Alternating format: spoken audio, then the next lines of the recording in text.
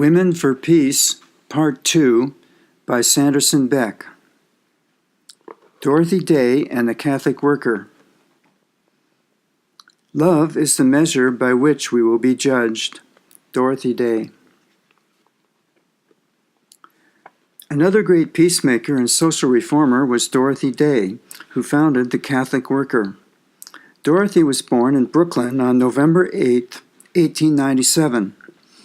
A scholarship helped her to attend the University of Illinois, where she joined a socialist group. In 1917, she went to Washington to picket the White House with the suffragists. She was arrested and bailed out. When the 35 of them appeared in court, they were convicted, but their sentence was postponed. That afternoon, they picketed and were arrested again, going through the same procedure. The third time, they refused to pay bail. The leaders were sentenced to 6 months, the older women to 15 days, and the rest, including Dorothy, to 30 days. They demanded to be treated as political prisoners and went on a hunger strike for 10 days until their demands were met. Day was so obstreperous that she was handcuffed and thrown in a cell with leader Lucy Burns. Dorothy Day moved back to New York, and she was soon mixing as a writer and activist with Eugene O'Neill, John Reed, Louise Bryant, and Max Eastman. She wrote for the masses until it was suppressed by the U.S. government. For many years, Dorothy worked as a freelance writer. She published an autobiographical novel entitled The 11th Virgin, and even sold its movie rights. She fell in love with an older writer who did not want to marry, and she had an abortion. Later, she formed a common-law marriage with anarchist Forster Batterham and gave birth to the girl Tamar. She raised her daughter, and in 1928 she became a Catholic. Dorothy once said, "I believe because I want to believe. I hope because I want to hope. I love because I want to love." In December 1932, Dorothy went to Washington for the Hunger March of the Unemployed that was organized by her communist friends. There she prayed to God for some way that she could help the poor. Returning to New York, she found waiting for her a homeless French priest named Peter Morin, who had been told that she had similar beliefs as his. He was full of ideas and shared them with her in an uninterrupted flow. He disagreed with communism because he considered the dictatorship of the proletariat and class warfare to be unsound means. He said, "A pure end requires pure means. Christian charity and voluntary poverty are the pure means for the realization of a communist society."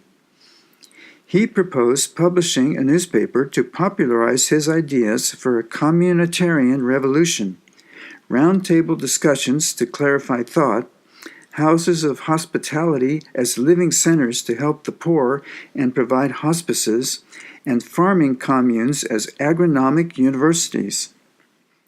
So, Dorothy Day and Peter Morin began the Catholic Worker movement in the depths of the Depression.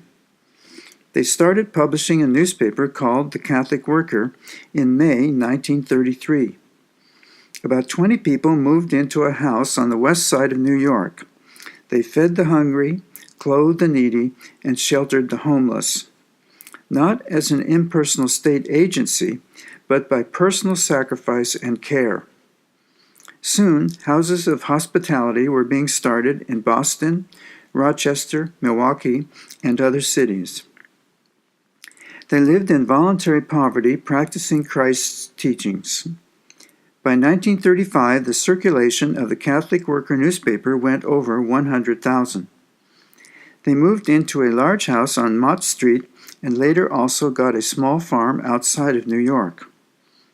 Despite disagreement from Peter Morin, Dorothy Day spent much of her efforts in the 1930s helping workers to organize unions. Dorothy traveled and spoke to groups. They picketed the German consulate to protest Nazi anti-Semitism and gave out literature criticizing Nazi policies. In May 1939, Dorothy and some friends formed the Committee of Catholics to fight anti-Semitism.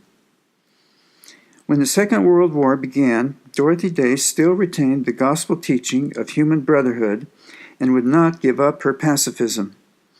In June 1940, their peace edition of the Catholic Worker suggested they could use nonviolent means to resist an invader. Day wrote about the immorality of conscription, and she urged Catholics to be conscientious objectors. After the bombing of Pearl Harbor, the Catholic Worker headline and subheadline read, "Our country passes from undeclared to declared war. We continue our Christian pacifist stand. In addition to the weapons of starvation of its enemy, our country is now using the weapons of Army, Navy, and Air Force."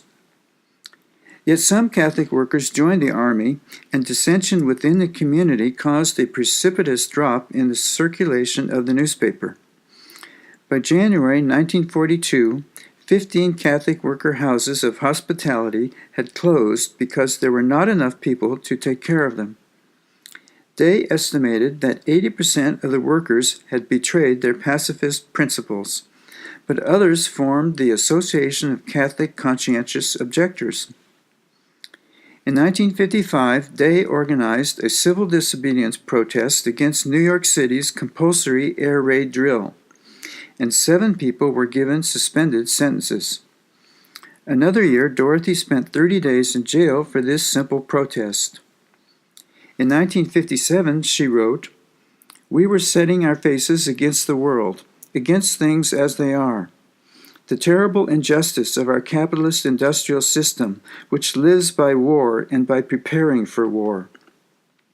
Setting our faces against race hatred and all nationalist strivings. But especially we wanted to act against war and the preparation for war. Nerve gas, guided missiles, the testing and stockpiling of nuclear bombs, conscription, the collection of income tax against the entire military state. We made our gesture. We disobeyed a law." In 1959, they were sentenced to 30 days but were released after 10 days. They did this every year until 1961, when, after 2,000 people refused to take shelter, the city decided to drop the requirement.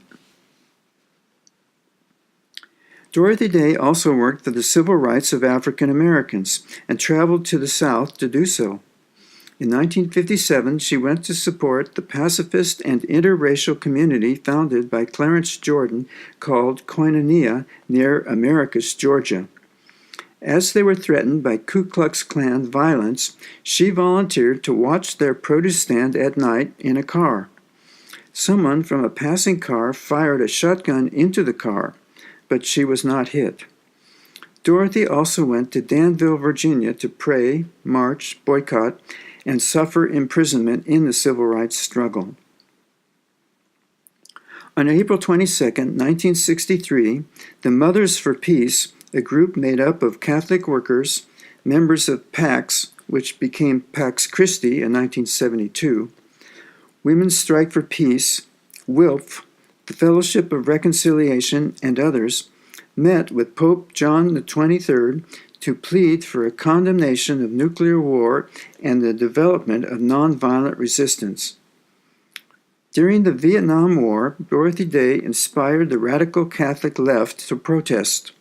She continued to oppose conscription and taxes for war, and in October 1965, she spoke at the first draft card burning. A heckler shouted that they should burn themselves, not their draft cards. 3 days later, young Roger Laporte, a student of religion and a Catholic worker volunteer, poured gasoline on himself and struck a match in front of the United Nations building, dying 33 hours later. Dorothy believed that he knew it was wrong to take his own life, but in her column, she explained his desire to end the Vietnam War. In the previous week, 6 massive airstrikes had killed the most since the war began. She called language satanic that described the Army's spending as adding extra zip to the economy. In 1948, they had written, "Love must be tried and tested and proved. It must be tried as though by fire, and fire burns."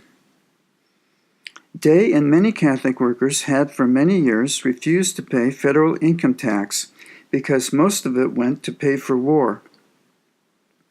In 1972, the Internal Revenue Service, IRS, sent them a letter stating that they owed $296,359 in unpaid taxes, fines, and penalties for the past 6 years.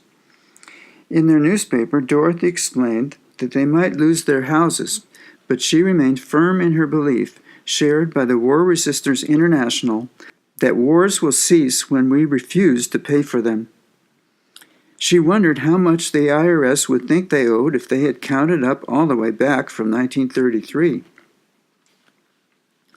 The Catholic worker was too busy helping the poor to go through the legal hassles of becoming a nonprofit corporation, which would also restrict their political activities.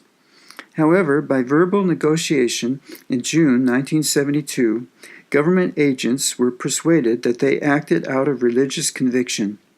Thus, they were not prosecuted because officials realized that they would just continue to act as they had in the past. Ammon Hennessy was probably the best known of the Catholic workers for refusing to pay income tax while publicizing his protest. He had been imprisoned for nearly 2 years by the U.S. government for refusing to be conscripted into the war in 1917. He worked as a laborer so that no tax would be withheld and lived simply. Dorothy Day encouraged other radical Catholics to protest, such as the Jesuit brothers Dan and Phil Berrigan. At the age of 75, she was arrested for picketing with Cesar Chavez and the United Farm Workers Union and spent 12 days in jail. She died November 29, 1980. The continuing Catholic worker movement is her great legacy. Women strike for peace. This is the way to peace: overcome evil with good, and falsehood with truth, and hatred with love. Peace, Pilgrim. On January 1st, 1953, a woman calling herself Peace Pilgrim began walking around the United States and Canada for world peace. By 1964, she had walked 25,000 miles, and she kept walking, praying, counseling, and teaching until her death in an automobile accident on July 7, 1981. She owned only the clothes she wore, a comb, a folding toothbrush, a pen, and a few letters. She walked until she found shelter, and she fasted until she was given food. She discovered the golden rule as a child and believed she could make friends by being friendly. She had a deep belief in God and prayer and taught spiritual principles to all she met. Peace Pilgrim described the steps of preparation for peace as taking a right attitude toward life, bringing one's life into harmony with universal laws, finding one's special place in life by God's inner guidance, and simplifying life. She recommended purifying the body by a good diet, purifying thought by reducing negativity, purifying desire by seeking only God's will, and purifying motive by being of service. Peace Pilgrim advised relinquishing self-will, the feeling of separateness, attachments to things or people, and negative feelings. Then the lightness beyond time and space of peace could be attained in the oneness that binds all life together and permeates all. Spiritual maturity is when God or the higher self controls the body, the mind, and the emotions. Her credo was to use good to overcome evil, truth to overcome falsehood, and love to overcome hatred. And the key, she said, is practice. She believed that those who use violence are still spiritually immature. She noted the extreme contrast of the two choices we face. either a nuclear war of annihilation or the golden age of peace. Dagmar Wilson was the mother of 3 and worked as an artist illustrating children's books. She became concerned about the policies of the Cold War and was influenced by the ideas of Linus Pauling, Bertrand Russell, and Albert Einstein. After hearing a speech by psychiatrist Jerome Frank, she joined the Committee for a Sane Nuclear Policy, SANE. During the Berlin Wall crisis, she read about the protest of Bertrand Russell and was moved to do something about his arrest. When she learned that SANE was planning no response, she called her friends. On September 21, 1961, they came up with the idea that for peace, women could go on strike for one day. The next day, the women began issuing their appeal to end the arms race, not the human race, proclaiming, "We strike against death, desolation, destruction, and on behalf of life and liberty." In October, they explained that women devote their lives to raising children to be healthy and good citizens. But in the nuclear age, all women, including mothers, have an urgent duty to work for peace so that their children will have a future. They were particularly concerned about reports that the levels of strontium-90 in milk had risen sharply since the atmospheric testing of hydrogen bombs. By the end of 1958, there had been at least 190 tests of hydrogen bombs, including 125 by the United States. Now, the U.S. and USSR were arguing over who had broken the testing moratorium. The women set November 1, 1961 as the strike day, and thousands of women in 60 cities refused to work on that day. Women's Strike for Peace, WSP, gained much publicity, but the original initiators did not want to form a traditional top-down bureaucratic peace organization. Instead, each local group was free to plan and carry out their own activities on the first of the month strike day. Some WILP activists worked with both groups. Other women preferred the freedom of Women's Strike for Peace, which was intentionally simple, pragmatic, non-ideological, moralistic, and emotional. Instead of allowing the majority to rule by voting, they worked for consensus on decisions. Bella Abzug from New York became the chairperson of WSP's Legislative Committee. They used the slogan, "Pure milk, not poison," and their numbers grew. In January 1962, Berkeley Women for Peace had 1,000 women attend the California legislative session to oppose civil defense legislation.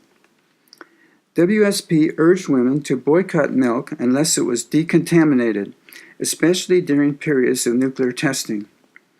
This prompted the U.S. Public Health Service to warn mothers on April 26, 1962, not to stop giving their children milk because of the protests. By then, WSP had 40 radiation committees pressuring dairies, milk processors, the U.S. Department of Agriculture, and the U.S. Congress to purify the milk. In June 1962, the Midwest Group met at Ann Arbor and formulated the following Women's Strike for Peace policy statement. We present a resolute stand of women in the United States against the unprecedented threat to life from nuclear holocaust. We are women of all races, creeds, and political persuasions who are dedicated to the achievement of general and complete disarmament under effective international control. We cherish the right and respect the responsibility of the individual in a democratic society to act to influence the course of government. We join with women throughout the world to challenge the right of any nation or group of nations to hold the power of life or death over the world. The House Un-American Activities Committee, HUAC, subpoenaed 14 WSP women from the New York area for a hearing in December 1962. This absurd endeavor was satirized by a cartoon in the Washington Post showing a congressman asking his colleague if these people are subversive because they are women or because they are for peace. 100 women volunteered to testify and were refused. 3 of the subpoenaed women refused to testify in secret, and 2 years later they were indicted for contempt of Congress, but their convictions were overturned by a higher court in August 1966. In his book, 30 Years of Treason, Eric Bentley gave WSP credit for striking the crucial blow in the final demise of HUAC. In 1963, Women's Strike for Peace created a clearinghouse on the economics of disarmament to publish an amateur bulletin, but they got expert advice from the dissident economist Seymour Melman, who skillfully showed how bad militarism is for the economy.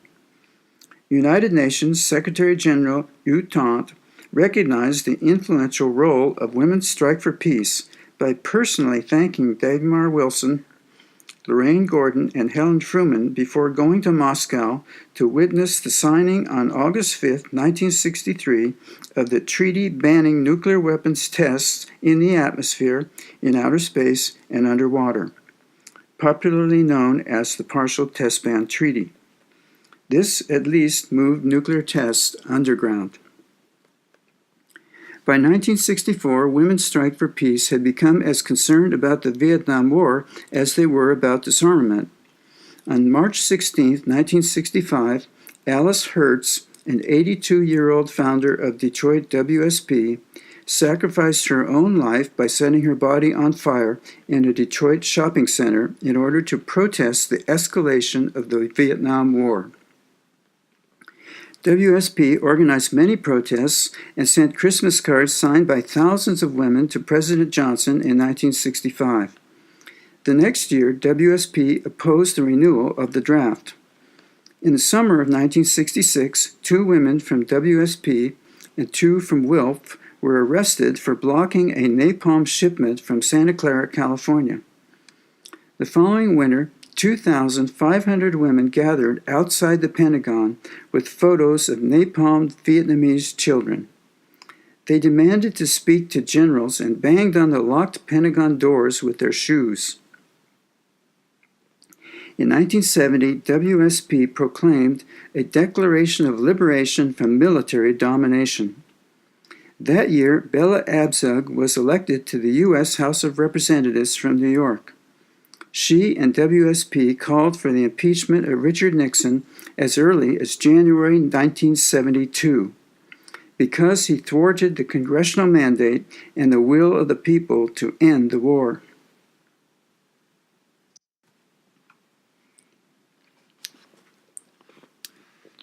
Feminism and Nonviolence. Experiment with nonviolent struggle has barely begun.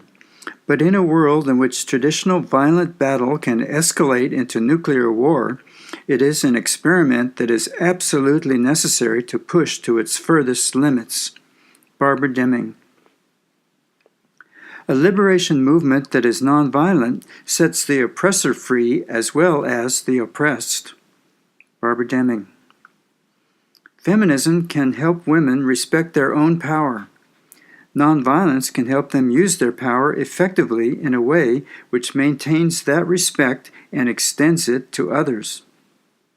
Jane Meyerding.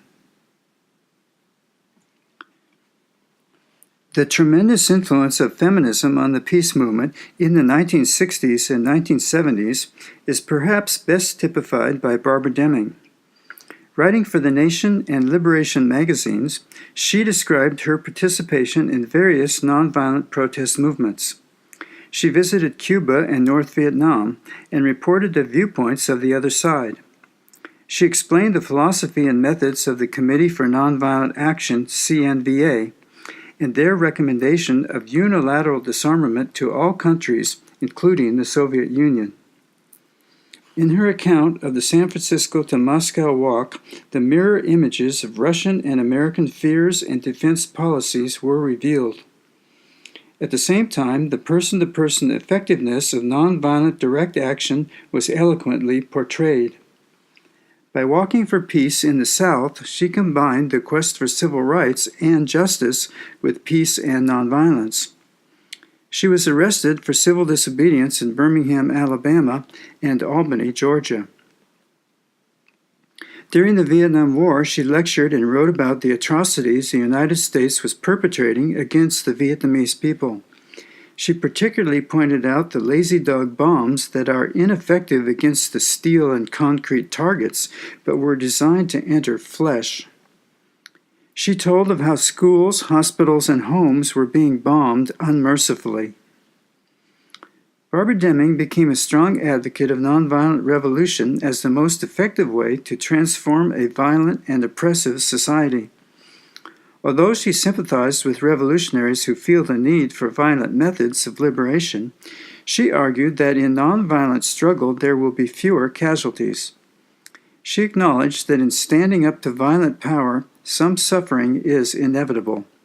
Yet she believed that the nonviolent action of assertive non-cooperation with the oppressors can be as strong and effective as violent struggle, while maintaining the respect for everyone's human rights.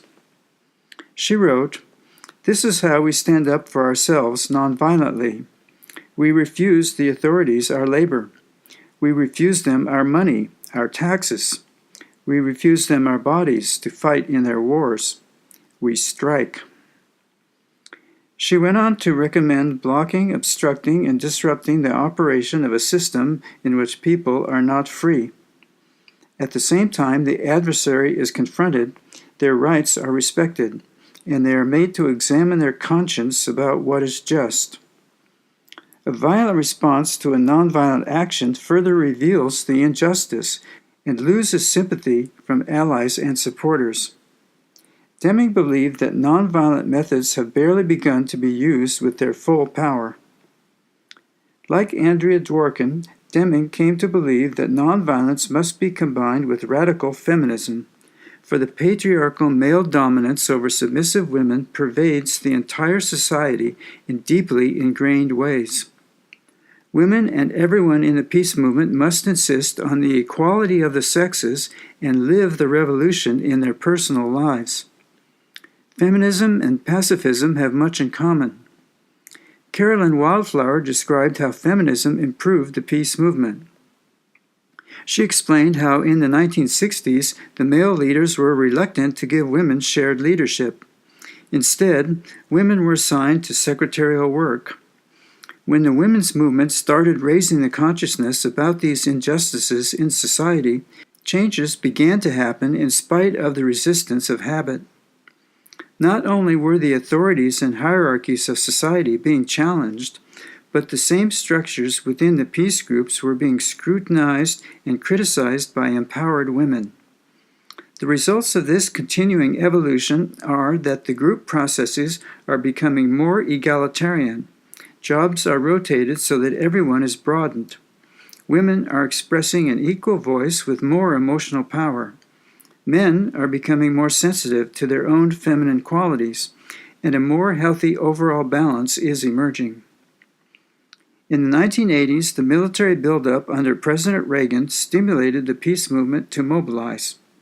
Women, minorities, and the poor were being neglected, while the Pentagon budget accelerated. The issues became especially obvious to women when increased expenditures on nuclear weapons, missiles, bombers, submarines, aircraft carriers, etc., were compared to decreases in education, health, job training, family aid, food, housing, energy, civil rights, environmental protection, etc. The 5-year military budget for the U.S. alone was projected at $1.6 trillion. World military expenditures averaged $19,300 per soldier, while public education spending averaged $380 per student.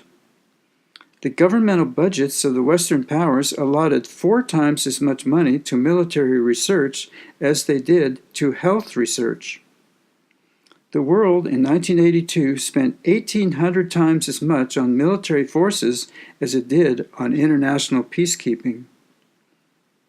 In April 1982, The Women's Pentagon Action Unity Statement included the following. Our cities are in ruins, bankrupt. They suffer the devastation of war.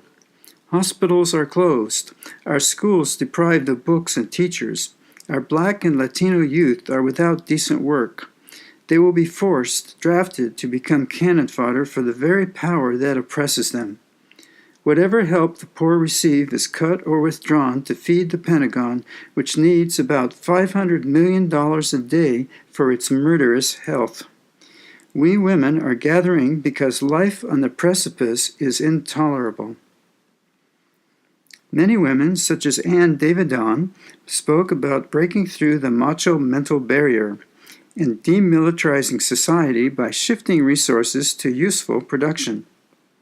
Sally Gerhardt believed the rising up of women in this century to be the human race's response to the threat of its own self-annihilation and destruction of the planet. She called upon the world's women to take the responsibility for sustaining life. The women's peace movement is truly international. In October 1981, over 1,000 women from 133 countries met in Prague, Czechoslovakia, on the themes equality, national independence, and peace. They all agreed that the nuclear arms race must be stopped and that women and men of goodwill can prevent nuclear war. The Women's International Democratic Federation, WIDF, reported on the activities of the women's peace movement in Europe and the Soviet Union. Hundreds of thousands of women were protesting the danger of war, not only in Western Europe, but in Eastern Europe and the Soviet Union as well. The Soviet Women's Committee reported that during the last week of October 1982, Action for Disarmament was celebrated in the USSR by 50 million people, with over 80,000 events in protest of the arms race. According to WIDF, in the spring of 1982, women demonstrated for peace in Angola, Argentina, Australia, Belgium, Canada, Czechoslovakia, Finland, West Germany, 800,000 citizens, East Germany, 77,000 women, Great Britain, 100,000, Greece, Italy, Japan, 30,000 in Tokyo on Easter, Yemen, Mauritius, Mozambique, 20,000 women, Nicaragua, 100,000, Netherlands, New Zealand, 20,000 women, Poland, Soviet Union, Sweden, and the USA. Women's peace camps were established at Greenham Common in England and at Seneca, New York. Ruth Sivard published statistics comparing government's expenditures on the military to social programs. She noted that in 1986, the total spending on military forces reached about $900 billion, as what the world spent per soldier had increased to about $30,000. But what was provided per school-aged child for education had only gone up to $455.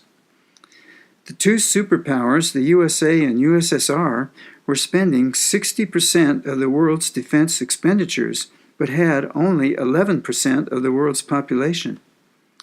Yet military spending in underdeveloped nations had increased 800% since 1960 after adjusting for inflation.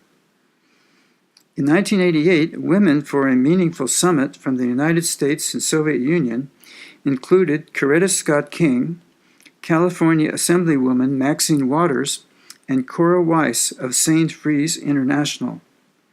Their peace platform urged that the agreement to reduce strategic nuclear weapons, START, be concluded without delay, and they declared that war is obsolete, that nuclear and conventional weapons do not provide security, and that the real enemies are hunger, disease, racism, poverty, inequality, injustice, and violence. They suggested that by a partnership among all nations, the systems of war could be dismantled and replaced by systems of peace and justice using nonviolent means. Comprehensive security would include the political, economic, military, humanitarian, cultural, and environmental spheres. They affirmed that no nation has the right to intervene in the internal affairs of other nations. They demanded that the Universal Declaration of Human Rights be fully implemented, and they called for strengthening international institutions so that the United Nations, the International Court of Justice, and other international bodies could resolve conflict peacefully. In 1997, Jody Williams and the International Campaign to Ban Landmines, ICBL, won the Nobel Peace Prize for helping to get 121 nations to sign the Mine Ban Treaty in Ottawa. Before she died, Princess Diana had also worked on this issue. As of 2005, this treaty has been ratified by 143 nations.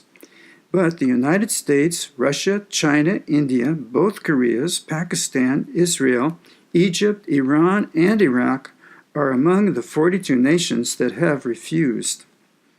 About 100 million landmines exist in the earth, and despite these recent efforts, about 15,000 to 20,000 casualties still occur each year. In her acceptance speech, Williams explained how landmines, once they have been placed, do not discriminate between soldiers and civilians, and after the end of the war, they remain deadly indefinitely unless they are removed. She estimated that 70 countries have been contaminated by tens of millions of mines. Cambodia still has about 5 million from the 1970s.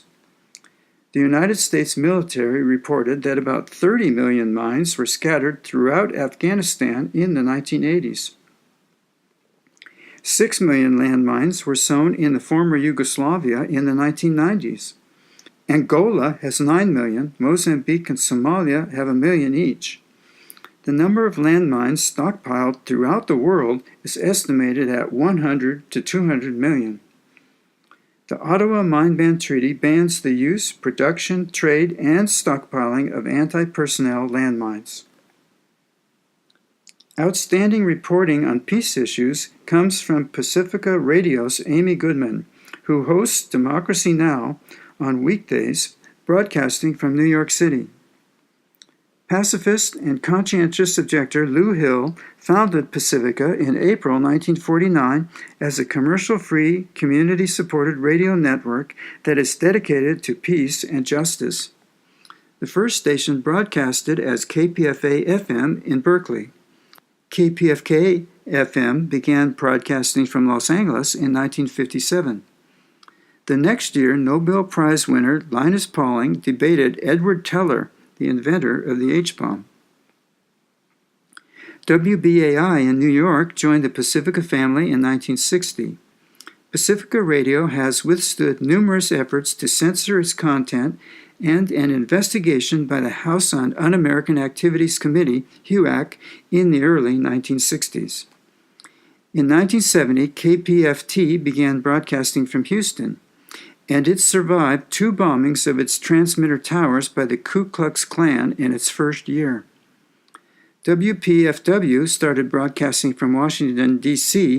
in 1977 after winning a 6-year battle for the last available radio frequency in the nation's capital.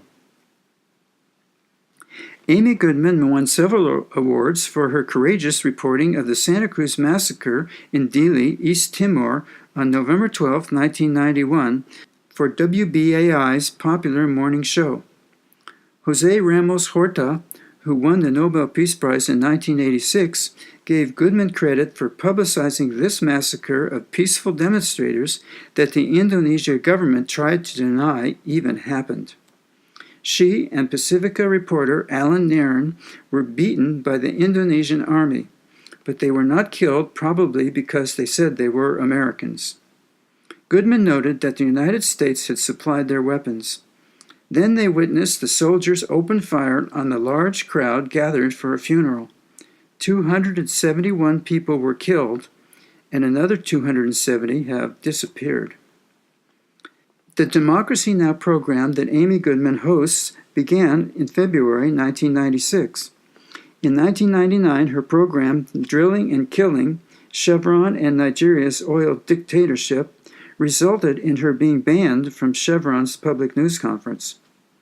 In October 2000, the Pacifica program director, Stephen Yasko, tried to interfere with the content of Democracy Now!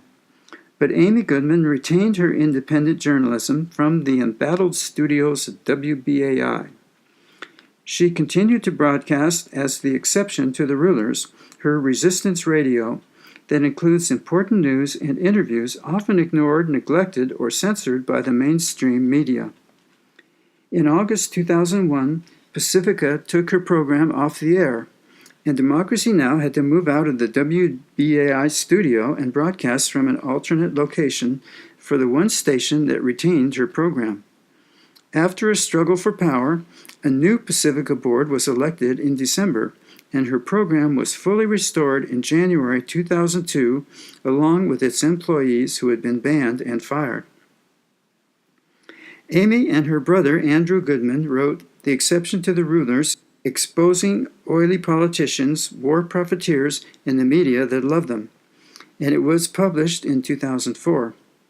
Some of the outstanding people given a voice on her program include Mumia Abu-Jamal, Phyllis Bennis, Dan Berrigan, Noam Chomsky, Ramsey Clark, Ani DeFranco, Phil Donahue, Ariel Dorfman, Robert Fisk, Michael Franti, Colonel Sam Gardner, Danny Glover, Jason Halperin, Jennifer Harbury, Chris Hedges, Seymour Hirsch, Yolanda Hewitt Vaughn, Dennis Kucinich, Rita Lazar, Michael Meacher, Michael Moore, Ralph Nader, Alan Nairn, John Perkins, Michael Ratner, Ken Saro-Wiwa, Jeremy Scahill, Danny Schechter, Norman Solomon, Lynn Stewart, Maxine Waters, Howard Zinn, and Andreas Zumach.